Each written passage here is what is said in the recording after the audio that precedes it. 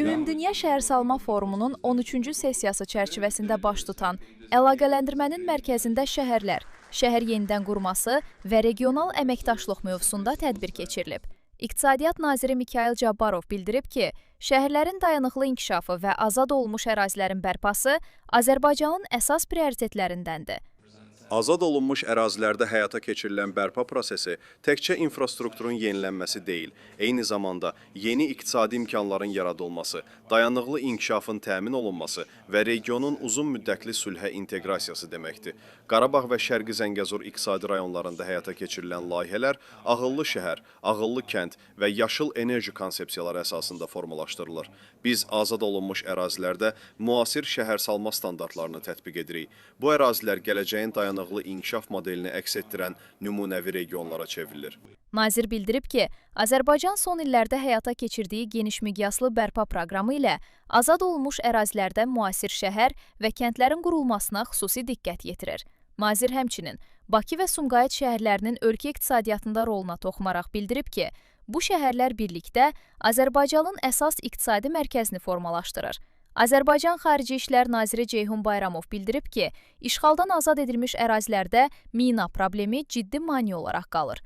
Rəsmi məlumatlara əsasən, həmin ərazilərdə 1,5 milyondan çox mina və partlamamış hərbi sursat mövcuddur. Bu vəziyyət yenidən qurma, kənd təsərrüfatı, iqtisadi fəaliyyət və insanların təhlükəsiz qayıdışı üçün ciddi risk yaradır. Buna görə də mina təmizlənməsi Azərbaycanın əsas prioritetlərindən biridir. Bərpa yalnız infrastrukturun yenidən qurulması deyil, həm də iqtisadi və sənaye zonalarının inkişafı, iqtisadi imkanların bərpası və uzun müddətli sülhün təmin olunması deməkdir. Yeni nəqliyyat dəhlizləri, dəmir yolları, avtomobil yolları, enerji infrastrukturu və rəqəmsal şəbəkələr regionu geniş iqtisadi sistemlərlə birləşdirir. Bu investisiyalar ticarət, turizm, investisiya və məşğulluğu artırmaqla yanaşı, regionlar arası qarşılıqlı asılılığı gücləndirir və Avropa ilə Asiya arasında əlaqələri möhkəmləndirir. Bu baxımdan Azərbaycan orta dəhliz və şimal-cənub nəqliyyat dəhlizlərinin inkişafında əsas rol oynayır və çoxtərəfli əlaqələndirmə gündəliyini fəal şəkildə dəstəkləyir. Ceyhun Bayramov qeyd edib ki, məhz bu yanaşmadan çıxış edərək Azərbaycan geniş miqyaslı bərpa və yenidən qurma prosesinə başlayıb.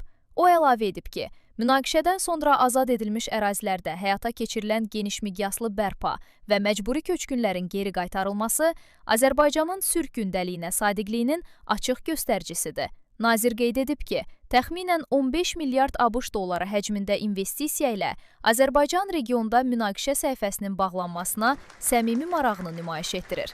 BMT-nin məskunlaşma proqramının icraçı direktoru Ana Claudia Rosbach qeyd edib ki, dünya məlumatlar, insanlar və bizneslər vasitəsilə getdikcə daha çox bir-biri ilə əlaqələnir. Onun sözlərinə görə, bütün regionlar yeni transformativ texnologiyalar, alternativ şəbəkələr və infrastruktur vasitəsilə yenidən formalaşır. Buna baxmayaraq, təxminən 2,8 milyard insan təhlükəsiz və adekvat mənzilə çıxışdan məhrumdur. Daha milyonlarla insan münaqişə və aclıq səbəbindən didərgin düşüb. Hazırda dünya heç vaxt olmadığı qədər əlaqəlidir, amma eyni zamanda çox vaxt lazım olduğundan daha qeyri-bərabərdir. Azərbaycanın energetika naziri Pərviz Şahbazov bildirib ki, Avropa, Mərkəzi Asiya və Yaxın Şərqin kəsişmə nöqtəsində yerləşən Azərbaycan regional enerji və ticarət bağlantılarının strateji mərkəzinə çevrilməklə bu gələcəyin qurulmasında mühüm rol oynayır. Bu rol Zəngəzur dəhlizinin qurulması ilə daha da güclənir. Azərbaycanın Mərkəzi Asiya, Cənubi Qafqaz, Türkiyə və Avropanı birləşdirən enerji bağlantıları təşəbbüsləri yeni enerji əməkdaşlığının təməlini qoyur. Boru kəmərləri və optik komponentlərin birgə istifadəsi vasitəsilə bu layihələr geniş coğrafiyada rəqəmsal bağlantını da təmin edəcək. Bugün uğurlu şəhərlər artıq binalarının ölçüsünə görə deyil, resurslardan istifadəsi, innovasiya, davamlılıq və inteqrasiya səviyyəsinə görə qiymətləndirilir. Biz bu cür şəhərlərin qurulmasına töhfə vermək və onları birləşdirib gücləndirəcək tərəfdaşlıqlar yaratmaq əzmindəyik. Dövlət Şəhərsalma və Arxitektura Komitəsinin sədri Anar Quliyev bildirib ki, 2022-ci ildə təsdiqlənmiş plan Azərbaycanın iqtisadi rayonları, Qarabağ və Şərqi Zəngəzur üzrə inkişafı istiqamətləndirən əsas xüsusi və strateji çərçivə sənədi kimi çıxış edir. Azad edilmiş ərazilər təxminən 13.600 kvadrat kilometr sahəni əhatə edir və burada 12 şəhər, eləcə də 300-ə yaxın kənd və qəsəbə yerləşir. Bu ərazilərdə təxminən 1,1 milyon insanın məskunlaşdırılması nəzərdə tutulur.